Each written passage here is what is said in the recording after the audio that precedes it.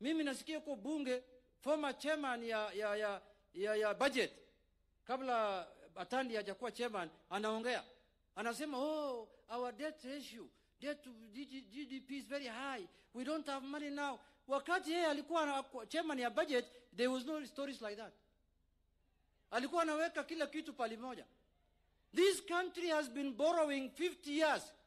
For the last 50 years, this country has been borrowing to develop one region. Na sisi yote tunalipa hiyo deni. Watu wanalipa hapa ushuru, watu wa Migori pia. Hiyo ushuru ikorogotwa inalipa deni ambayo inasaidia area moja ama huko chini. Ama ni juu. Sijui hata ni juu ama chini.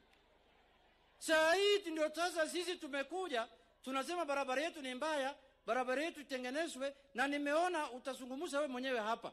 You have captured all the roads we proposed to you in the budget of 2025-2026. Sitaki kusema hiyo ni budget yako. Lakini ile kitu imenishangaza, former chairman ya budget sasa anakuja anasema GDP ratio to sijui debt ratio. Mimi sitaki kusikia hiyo maneno. I don't want to know GDP, I don't want to know debt ratios. Mimi nataka barabara hapa Migori. Hiyo story peleka pale nyingine.